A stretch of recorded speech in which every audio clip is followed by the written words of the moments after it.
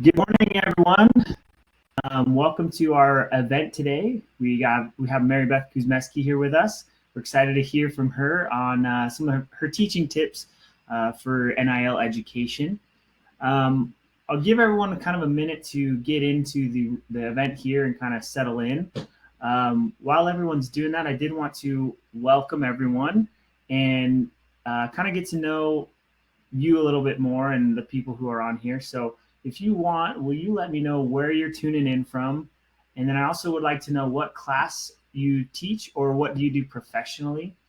And then just go ahead and use the chat feature to the right there to chime in and let us know a little bit more about you, what you do, where you're from, and what you do professionally. So while everyone's doing that, I'll actually give it a minute here. Maribeth, you can say hi as well. Well, I am from Stillwater, Oklahoma. Well, not from Stillwater, but I'm in Stillwater, Oklahoma today. And we're getting ready for a big football game tomorrow. So, yeah. Nice. I am Chad Gray. I forgot to introduce myself. I've done this so many times, I feel like everyone knows who I am. And I'm from, not from Orem, Utah, but this is where I'm currently living here with my wife. So we have Amber from University of Washington, Director of Football NIL Strategy. Cool. Sujin says they cannot hear. Maybe there's some configuring you need to do in the settings. I'm not sure. Is anyone else having the problem? Seems like no one else is having the problem. Les Morris is from Indiana University, and he is teaching NIL media branding. Awesome. We got a lot of people tuning in. It's kind of going past me here. University of Texas, Austin. Alabama. Howard says audio is perfect. Okay, awesome. Sujin, that might just be on your end. I'd just go into the settings to kind of mess with those a little bit and see if you can figure it out. I'm sorry it's not working for you right now. And let's see, we got quite a few people here. Well, this is awesome. I'm glad you all are here to listen to Maribeth and kind of get some more insight into the world of NIL education. As we all know, it's a new and ever-changing topic right now, and so we're lucky to have Maribeth on our team here at StuKent to kind of lead the way, if you will, in this time of uncertainty with NIL and where it's going and everything. So we're very, very lucky to have her. Taffy says she can't hear anything or they can't hear anything as well. I'm not sure what's going on, guys. If one of you has had this issue, will you chime in the chat and let us know what you did to fix it, please? Okay, there's Brianna helping us out. Okay, thanks everyone for chiming in. I'm going to do a couple announcements real quick, if that's all right. I did want to invite you to join the NIL Educators group. Is this no, but I can pull it up if I knew what I was doing, which apparently it seems that I don't. So I don't have it on, but maybe we can just throw it in the chat. Oh, that's all right. That's all right. I'm gonna pop in a little NIL Educators group. Share now. There we go. So Maribeth will talk about this a little bit more later in the presentation, but this is a group for educators to join. It's on LinkedIn, and you can connect with different educators across the country and what they're doing as far as NIL education goes, and kind of connect and learn from each other and kind of discuss different topics and things like that. So this is owned by you, Maribeth, correct? It is owned by me. Yep. Yeah. So she'll kind of run it and manage it, and we want to invite you to all join it. Yeah, and it's really an open forum. Sorry, Chad. It's really an open forum for anyone who's teaching NIL. What we've seen is a lot of sports agents and media or other people want to get in the group, but it's just for educators. So make sure that it says somewhere on your LinkedIn profile, or you let me know that you're an educator teaching courses in the NIL space, so that we'll let you into the group. Yes, that's a good point. We wanted to make a resource for specifically educators, because there's a lot of resource out there for other NIL topics, but not so much for educators. So I also wanted to remind everyone about the new NIL courseware bundle, which I will share right now.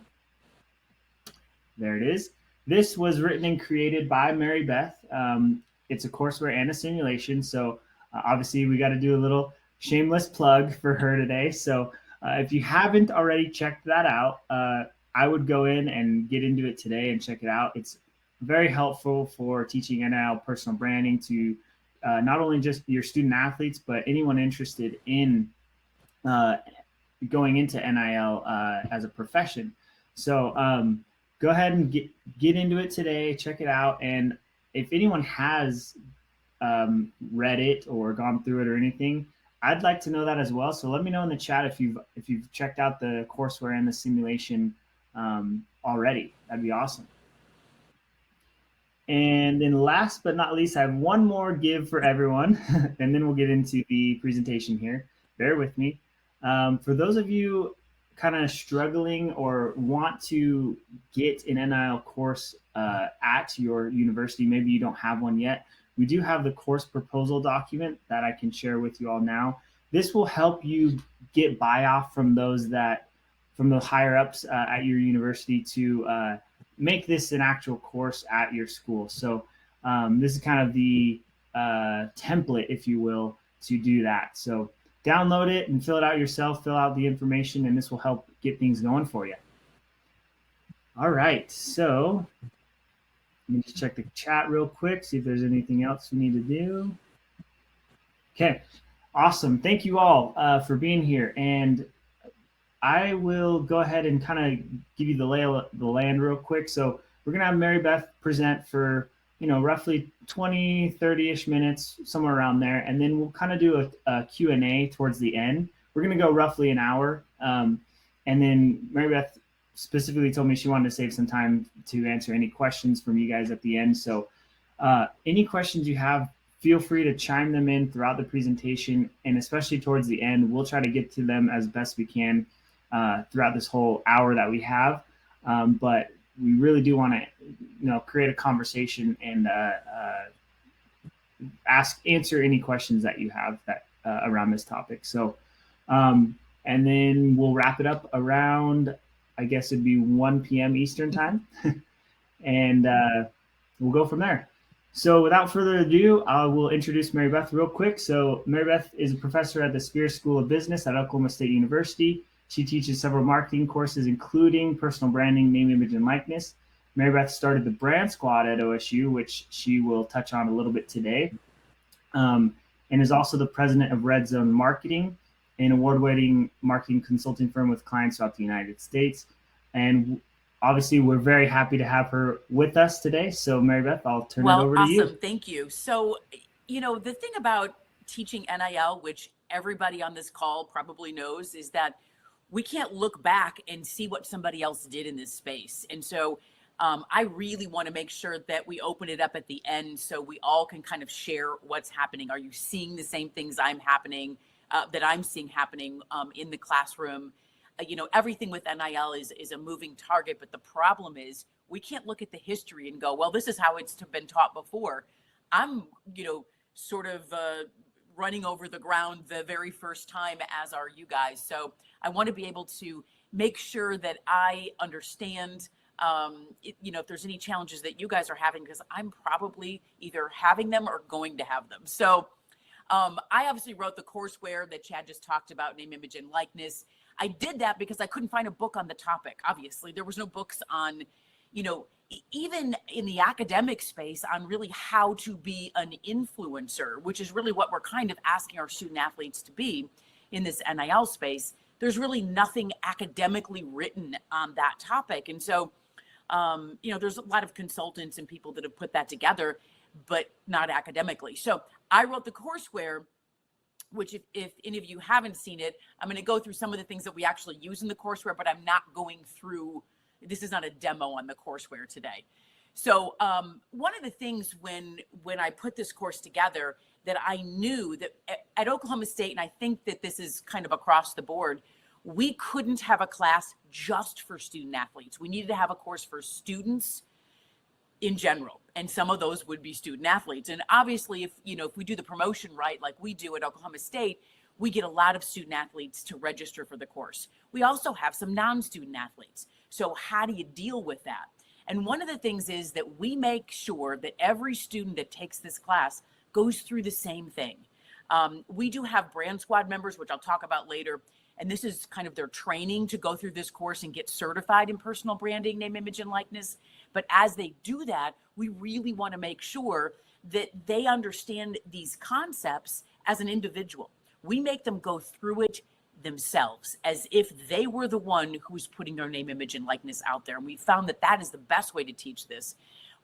I teach it in a 1 credit and a 3 credit form. The 3 credit is in person. It's intense.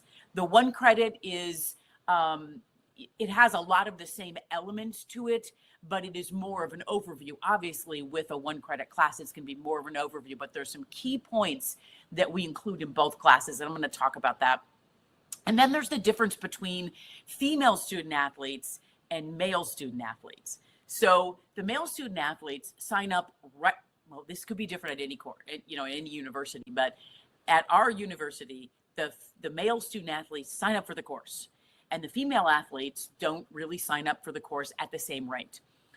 They also are not participating in NIL activities at the same rate, because who gets all the promo? Well, football gets all the promo, right? So they think this is just for football players, and it's absolutely not. And so we've worked in a lot of different ways to make sure that the athletic department and the academic advising in the athletic department and the business school are working together to tell this story about this course so that we get as many female student athletes in the course as we do male student athletes, because they need the help in the same way. Now, it's a whole different story, and we can talk about that maybe today, maybe another time, about the difference with female student athletes and when they're putting themselves out there on social. Some are very comfortable doing that, and some don't necessarily want to do that for some of the scrutiny that the female athletes get, but we can talk about that later. Now, let's talk a little bit about what we're going to do today. So number 1, active learning. I think the best part about this class, and I tell my student athletes in the class, because I teach other classes as well. I teach the principles of marketing, the large core marketing course, and I teach a content marketing course. But none of those 2 courses is the sole subject of all the things they're doing themselves. Like the cases themselves, the studies themselves, it's real life. It is literally active learning. And you know how to keep somebody involved and active in a class? Make it all about them. And that's why this class really works, and we can keep the attention of every student in that class because it's all about them. And I'll talk about that. I'll talk about some areas of focus and things that I've discovered, a lot of questions that I get, and also some of the areas that I really think are important to stress, whether you're teaching this course informally or formally. Okay, so active learning. When we looked at doing this course, we really wanted this to be much beyond just teaching a student athlete how to make money from their name, image, and likeness. We wanted this to be lifelong, and it's absolutely lifelong learning. And so all the things that we've put together work in a way that I've been surprised at, because again, it's all about them. So they pay attention in a totally different way. They're learning the concepts of marketing with themselves as the subject. So we first make them do a brand audit. This is when their eyes open up and they go, wow. Because we make them go through every different social media account that they have. If they've got one or none or whatever, that's one thing. But most of them have multiple social media accounts. Some of them even have websites.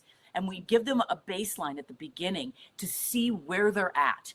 What is, how many followers do they have? What's your highest performing post? Do a Google search on yourself, and what do you see?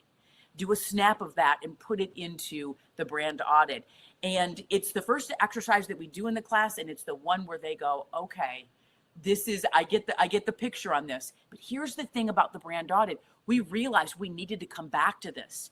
Every week we go back to the brand audit and see where they're at. Have they made any progress over the course of the week? Now, sometimes you're not going to see that, but over the course of a month you are.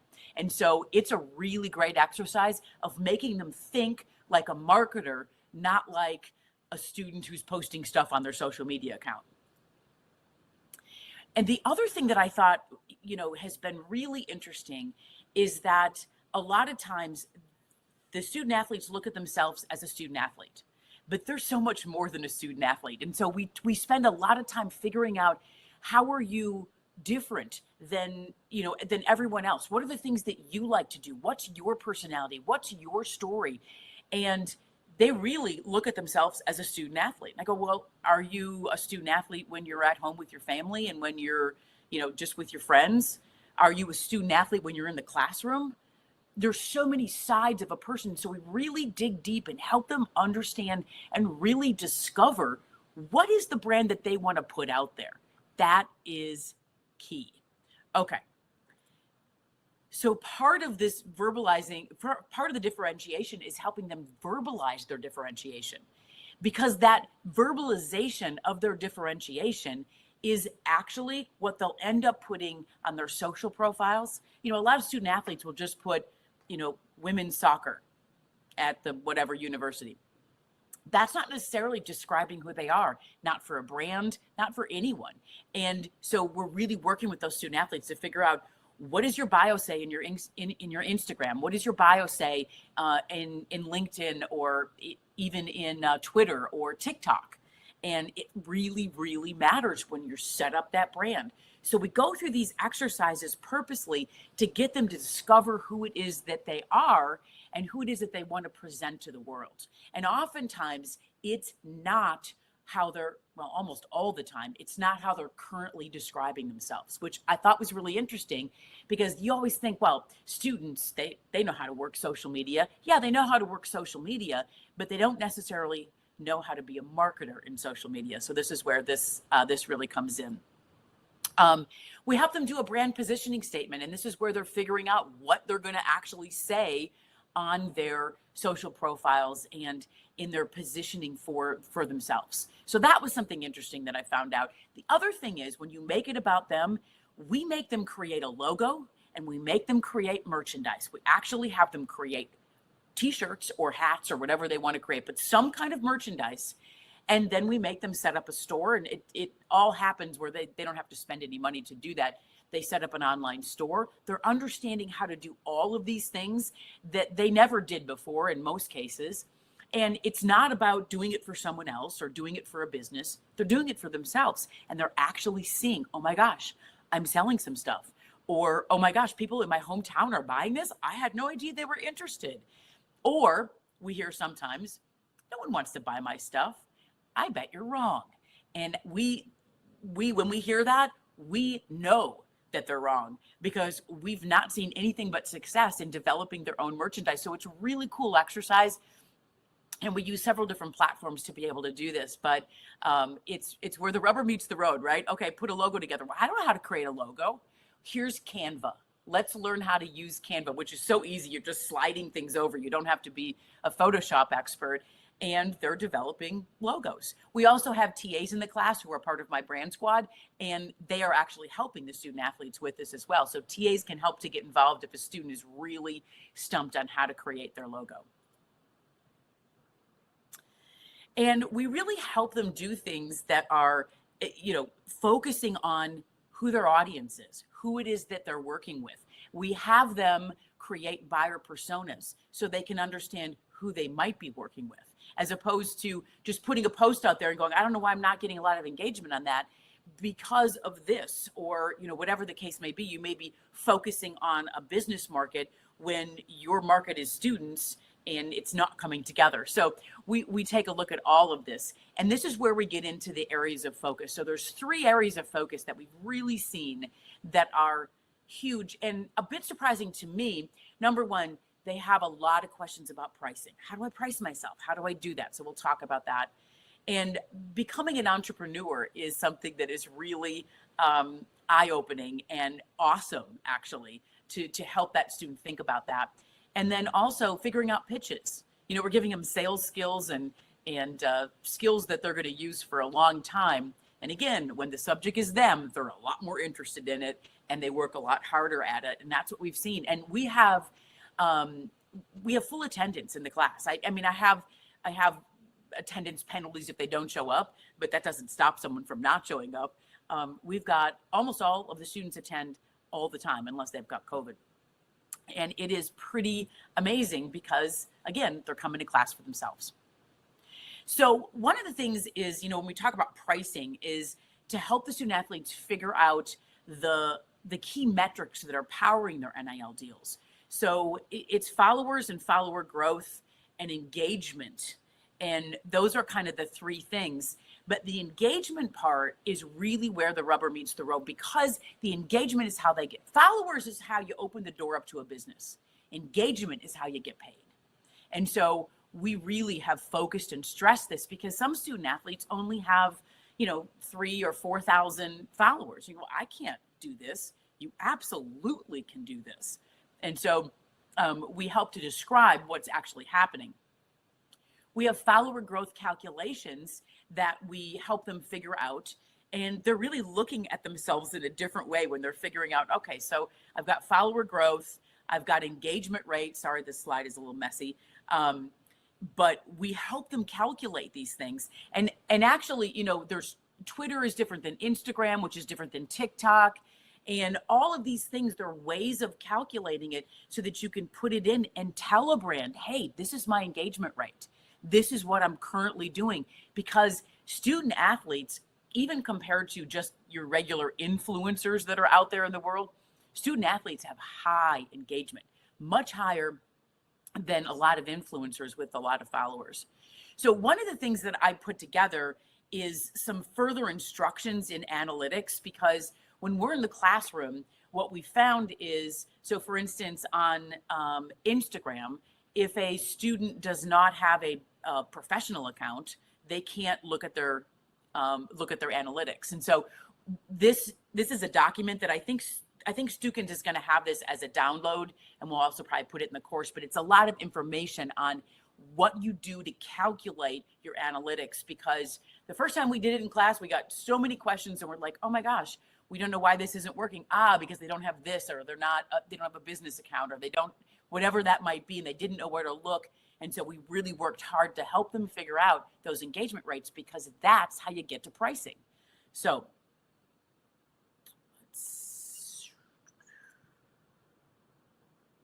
yeah, and a lot of the student athletes that we have at Oklahoma State would be more in this nano area. They don't have hundreds of thousands of followers, but they're still able to make money with their NIL and be out there and be interesting to brands, because they've got high engagement rate. And if you look at the average engagement rate for nanos, which are, the lower 10,000 and less followers, they're getting more engagement in general.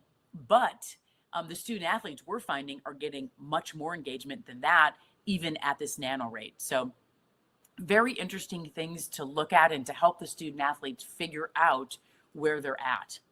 Now, one of the things, and I put this up here only because at the Brand Squad, which again, I'll talk about a little bit, it's a club on campus that we have to help our student athletes. But we get questions a lot about pricing for student athletes. And so we put together some information about how you would price some of this stuff out. So, and it only kind of goes up from here, but if you want a student athlete to do a post for you, for your business, it's $150. Now it could be a lot more if the student athlete has, 25,000 followers or 125,000 followers, but at least it gives businesses a base to look at and say, okay, I get kind of what the pricing might be. We also have, one of the things that's very popular for some reason in Oklahoma is doing an autograph signing at a place of location. So at a hotel, at a car dealership, at different places, because it draws people in. And everything that we have seen has been multiple student athletes from multiple sports. And that's what's really great. It's not just football. It's not just basketball. It's a lot of our women's sports are really attracting a lot of attention with their NIL. So we've got all of these different things where we're looking at how do you price something like this out? What's the hourly rate and things like that. Okay, so let me click this. And the other thing is just general rules on how to work with businesses. And, you know, a lot of student athletes don't necessarily pay attention to their email that much. A lot of students don't pay attention to their email. So what do? We help them understand, hey, if you want to work with a brand, here are some of the table stakes. These are the things that you have to do if you really want to do this, if you really want to be looked at as a true partner with a business with your NIL. And that has been helpful because the student athletes now are doing things that are different than they were doing before to pay attention to some of this stuff. And we help them with pitches. If you're going to be an entrepreneur, you got to figure out how to pitch. And so we go through a whole exercise where they pitch and they practice pitching. Now, we don't embarrass them and make them stand up in front of class or do anything like that, but we do make them work in small groups and really test their pitches out. Now, when you teach this online, it's different. What we have done to avoid any scrutiny amongst different students in the class is that I'm the one, and the TAs are the ones that are looking at those pitches and giving them some feedback, as opposed to having, which would work, but we just wanted to keep it a little bit different than that, as opposed to getting feedback and discussion from your classmates. But we really have worked a lot on this and found success because we make them practice those pitches in real life, meaning that they, especially in the classroom version, we make them go and figure out ways to either email a pitch, and we've got actual email pitch that we will give them and that we will share with them, and it makes it easier for them to kind of visualize how they're going to do this, and then they've got to figure out who they should send this to, find their email, and then send it to them. And what we found is that female student athletes, golfers, for example, we have a great female golf team at Oklahoma State. They need sponsors once they go pro, if they go pro. I mean, they just can't survive without sponsors. So they're really good at figuring out how to find emails and how to find contacts. And we've actually learned a lot from the students who are really good at doing that already. And the other thing is we really help them figure out how to be an athlepreneur. I don't know if that's a real word, but I use that word because it's not just what you're doing today, but how can you use these things later? And when they start to put all that together, it makes a lot of sense. And actually, we've turned some student athletes into marketing majors, which I love, because of this whole idea of this is what you're doing. This is really marketing. You're marketing yourself. So interesting and exciting for me to also learn while we're doing this. Another surprise, well, it wasn't really surprising, but it was something that we realized we needed to spend a lot of time on, and that is the downside of social media. So when the team wins, it's all good, whatever team that is. When the team doesn't win, it's not that good. And one of the kickers on the team from a previous year, I've spent some time talking to him, and he's like, boy, it's bad. When you miss a kick, it's bad. And you get scrutinized from every angle. And I said, well, what do you do about that? And he said, well, I try to ignore it, but I can't. I go, do you respond to it? He goes, sometimes. And so it's one of those things where they need some instruction really on how to deal with this, because as we're convincing them to go and put their profiles out there,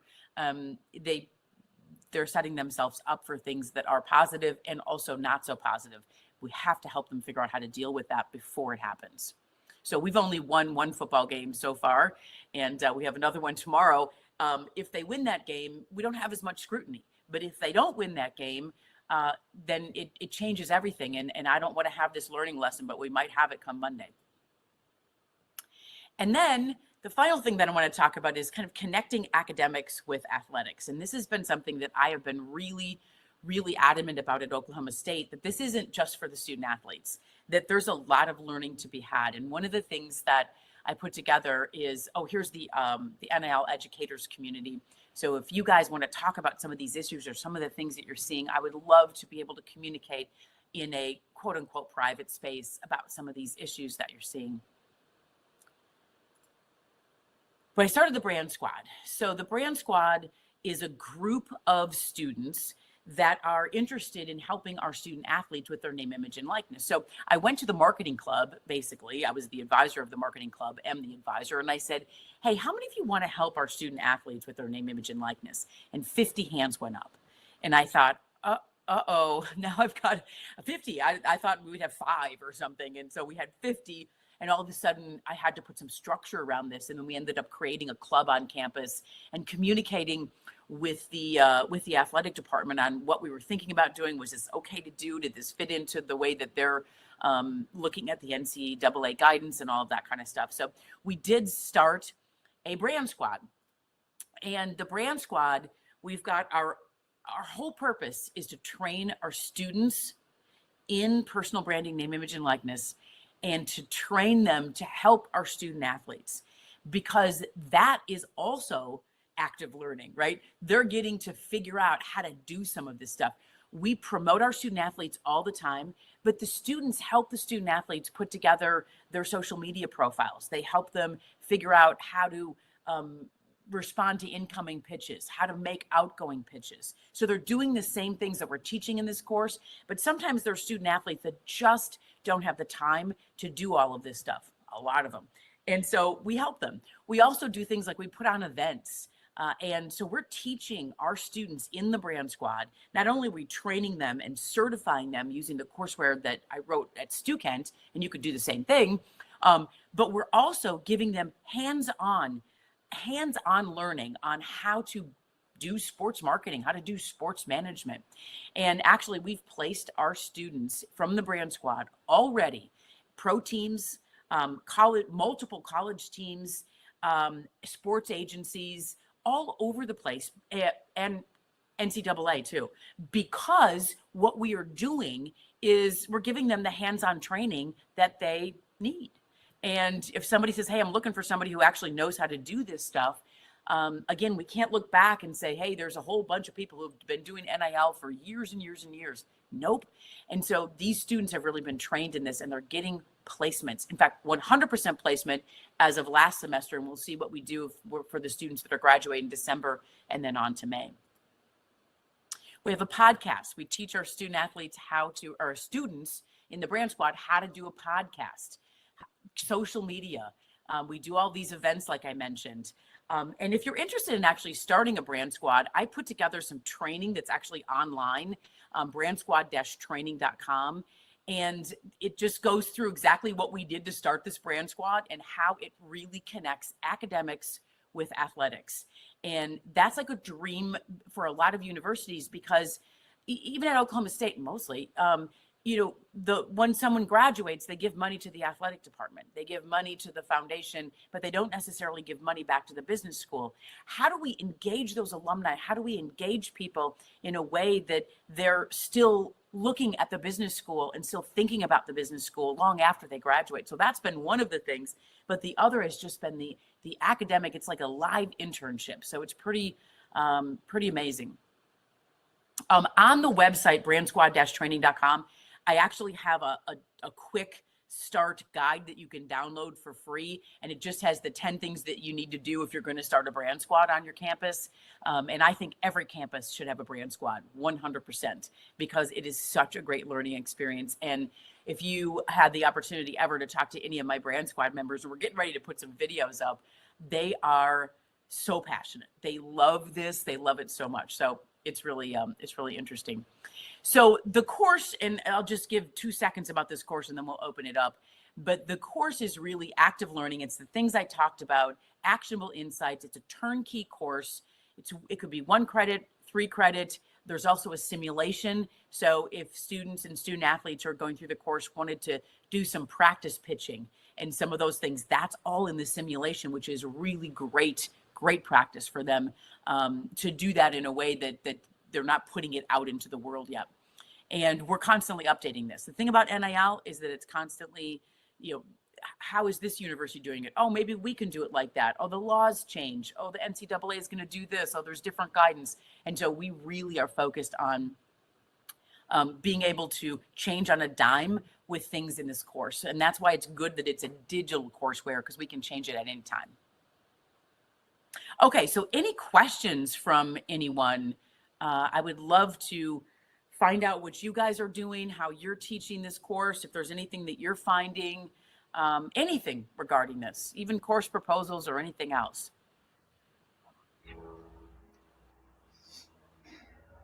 Yeah, we'll kind of give it a minute. It seems like everyone was very interested in what you had to say. Project examples, please, is what Joyce says. So, Joyce, if you could elaborate, what kind of project examples, like the brand audit or T-shirts or? Yeah, so the active learning exercises are some of the things that I've been going through in this course. In this session. Let me see if I can go. I can't skip back, but I can do this. So the active learning is all of the pitches and the assignments that we have in here. We've got the pitch formula that they do, and they learn how to do that. We've got they actually do their engagement rate, and they put it in their brand audit, which I'm going to pull up here. Maybe. Yeah, the brand audit. We work on this every single week. So yeah, it is absolutely and the only way this course works is actually with active learning. So every single course in the classroom, we are finishing up an exercise that has something to do with them. So we start off with the brand audit, we go on to a SWOT analysis, and then we focus on their brand differentiation. And every single week, it's something different that they're doing inside of the classroom so that we can help them with that. And we can talk through it and give them some instruction, because all of this is new to them. And so this is, it's a good way of being able to do that. So yeah, I'd agree with that. And one thing I'd just add real quick to that as well is the courseware is just full of all these different sort of active learning exercises, right? And the simulation as well. Students just really get hands-on experience using both of them to kind of build their own portfolio, if you will, of, these different active projects or these different assignments that they're doing. The whole purpose is to help them build their brand. So, and then Lynn, did you see Lynn's question, Maribeth? What we found, a lot of our student athletes have less than 10,000 followers. But what we really work with them on is, in some of the exercises in the course, our audience development. We have them do a buyer persona and figure out who is their audience. How do you reach that audience? How do you do posts that might be interesting to that audience? How do you engage your current audience, which then spreads it using the algorithms that the different social medias use to be able to let others who are not following see it. And you get a good post with good engagement, and you'll get all sorts of new followers. So it's a process. It's not just, hey, just go get some followers, right? But it's actually in the course on how you develop your audience, and that's a really important part. But it requires that whole engagement piece. Okay. Yeah. We had a pretty good question come in from Les. He's got quite a long one, but I think that'd be a good one to discuss. 32 students in the class. So the class that I'm teaching right now, I've got 65 students in the class. 1/3 of them are not student athletes. So we make them go through and do this with the student athletes, but they're going through all of these exercises as for themselves, as if they were the influencer. So it sort of becomes more of an influencer class. Now, if they want to, and we actually do this with, I think there's one student in my class this time that actually is a brand squad member. So they've taken on a student athlete that they're working with, and they're using that student athlete as their example in the course as they go through it.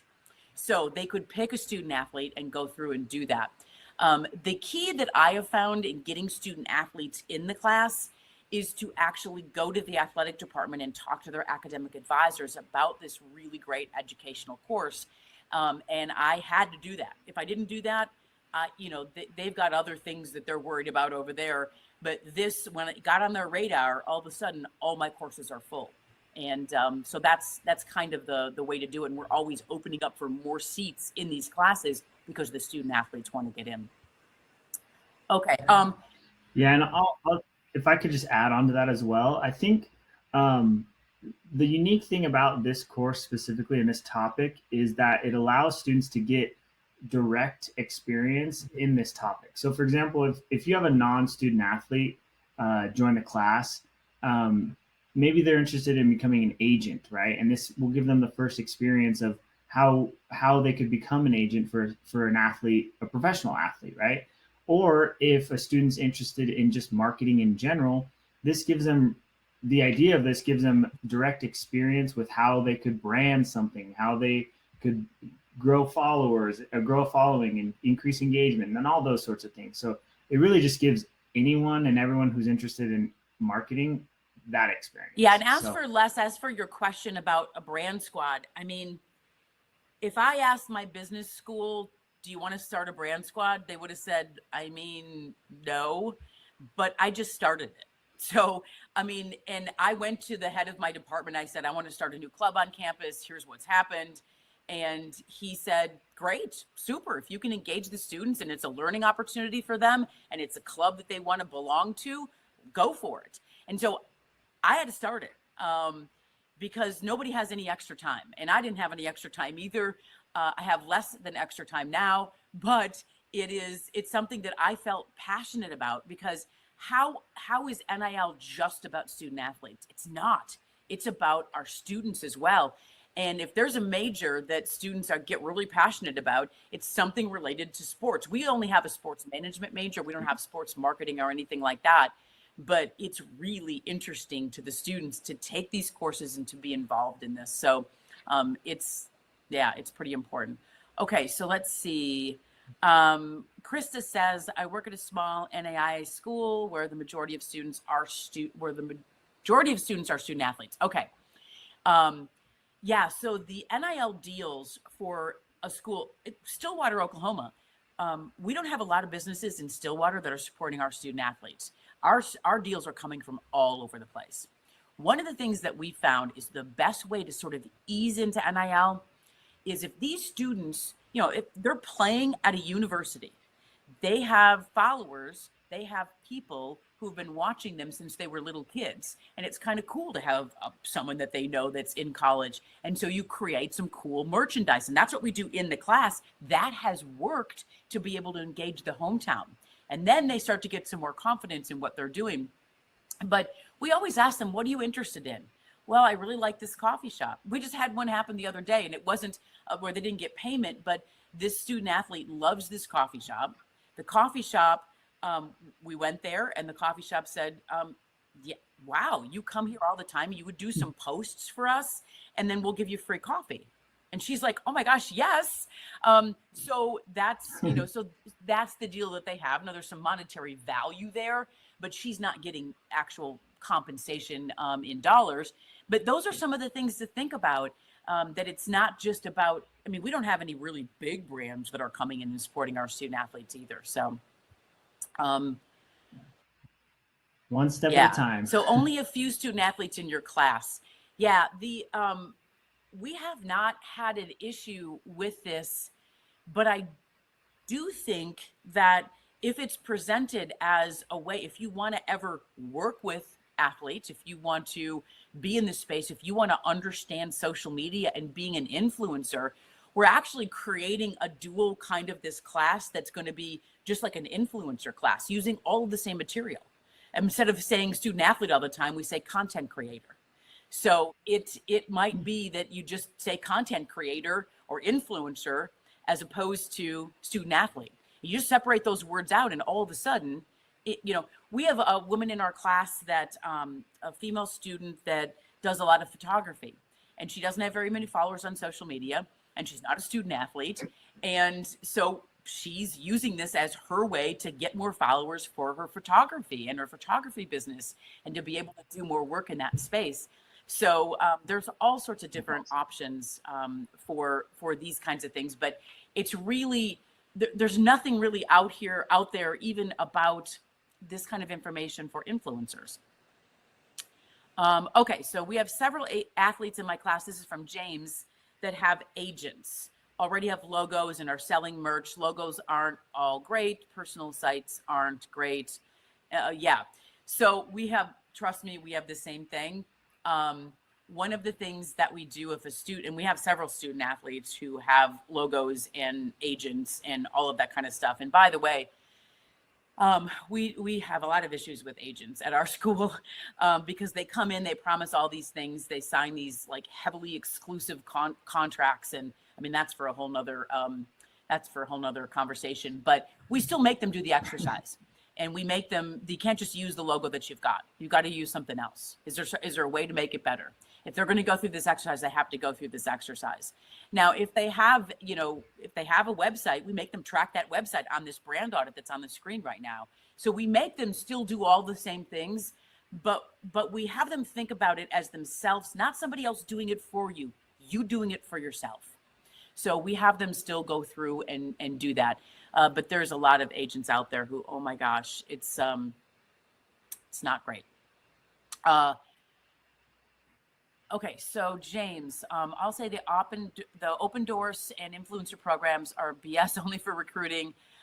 Yeah, you know what? We actually at Oklahoma State we use influencer and we also use open doors, and we really have to focus on getting the student athletes to use those platforms. We really have to do that because if they don't, they don't want to do anything extra.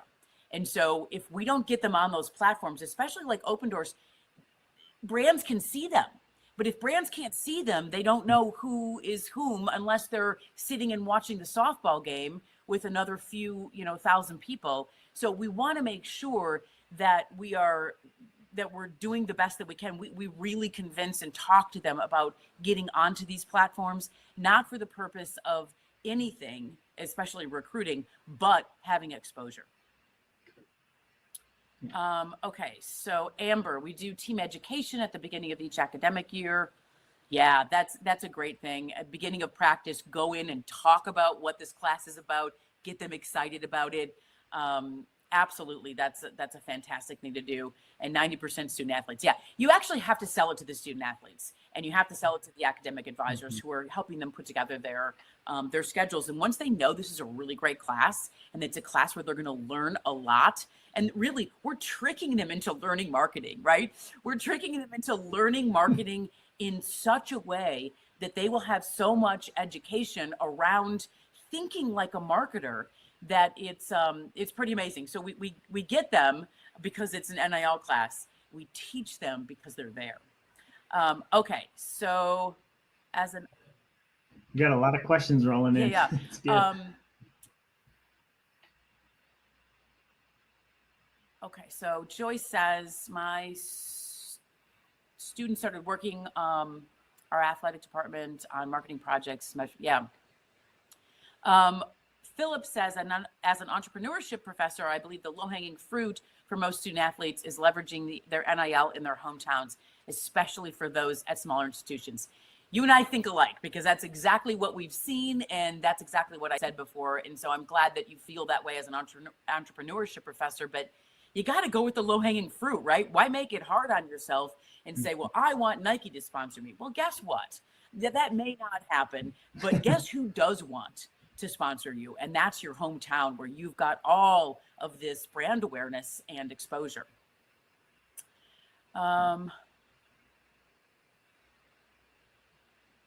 Okay, so Taffy says, my new business school dean really thinks this is not for our school because we are a very small private college. We do have 60% athletes, but extremely low likelihood post-college athletes will be hard. Yeah, so I mean, just in general, I think it's only 2% of student athletes ever go on to become pros. So it's a very low number, and it's a low number even at big schools. So it's life learning lessons in a way that you can engage them, and in a way that they can actually profit from right now.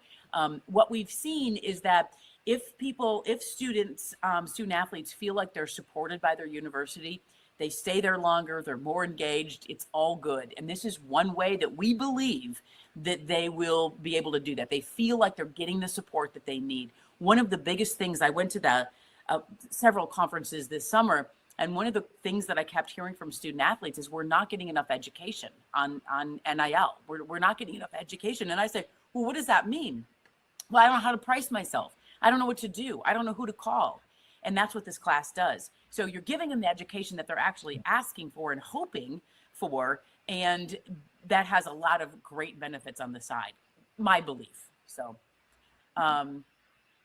yeah, content creators, coming from Joyce, exactly. It's just a different way of talking about it. Some people don't want to be influencers, especially females, because you think if you're an influencer that maybe, you've got to take off some of your clothes or something, and that's not necessarily how it goes. It's not how it goes at all at our school. So mostly. Yeah, it's a good way of just calling it a content creator and figuring out how they can become content creators. So Lynn says, do you have any sort of partnership with the School of Entrepreneurship, or do you ever see student athletes that would want to start a unique business? Yes. So this course really is an entrepreneurship kind of course, the way that I'm teaching it. And we work with some of the entrepreneurship professors, and we do have student athletes who have started businesses. So it's taught through the marketing department, not through the entrepreneurship school, but we do coordinate because they go hand in hand. They absolutely go hand in hand. And we also bring in sports marketing, which is a whole nother major at the business school. And we have them coordinate with what we're doing as well. I know marketing, they know lots of other things that are really important. So we try to bring all of those things in, have guest speakers, and do all of that to coordinate more of the university. So that's a great idea, partnership. I don't know if I would call it a partnership, but probably should.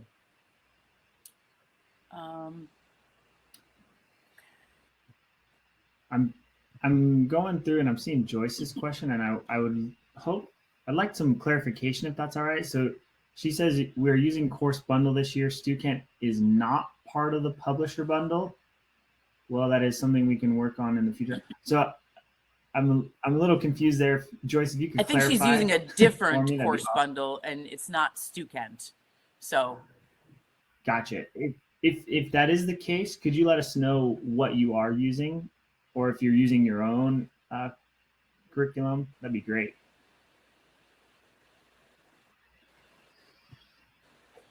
Yeah, and sometimes the deans are a tough sell. I can tell you what, our dean is 100% in on all of this because he realizes how excited people are about this, that he can actually engage our alumni. And when you start talking about that, the dean gets more excited. The dean will get more excited when you go, hey, listen, we can use what we're doing here and talk about it with our alumni, and they who give money to the athletic department will now maybe give some money to the business school and be more engaged in the business school. And we can work with them in different ways and have events. We do autograph signings. We call it a block party now, but we have autograph signings where we invite our alumni and we want them to come and see what we're doing in the brand squad and see what our student athletes are all about, because it engages them. And that makes the dean happy. So we like that. Okay. Joyce just sent in what she's using. So are you familiar with that at all, Maribeth? That doesn't mean anything. I'm so busy just doing this. Yeah. So, but yeah. Yeah, we'll have to check that out and look into it. Joyce, thanks for sharing that with us. Any other questions? Please join that NIL educators community, because I would love to continue conversations about what's happening. I know some things about this, but I don't know everything. And it's not even close. So I would love to be able to talk with some of you in a different space and really learn more about what you're doing and what are some of your challenges, because I bet we're having the same challenges. Yeah, and it looks like a couple people have said that they're pitching to their deans, this course, which is awesome. Lynn just told us that. So good luck, Lynn, with that. Hopefully it goes well. And to everyone else who's in the same position, hopefully you can get it approved, because this would be huge. Yep. And like I said, we're constantly updating it. So if anything changes in NIL, we will definitely be making the changes right away. And as we learn more about what's happening, we change the courseware to reflect what's actually happening right now in terms of actual deals and things like that. Well, awesome. We'll kind of give it a little moment here to see if there's any more questions, but it seems like everyone's kind of wrapping up. Yeah, if you guys do end up having any questions later, feel free to reach out to me. I'll chime in my email, as I'm sure many of you may have seen it. But go ahead and reach out to me and ask me any questions. I can forward those on to Maribeth, or however we want to work that out. Yep, and there's my email as well. There we go.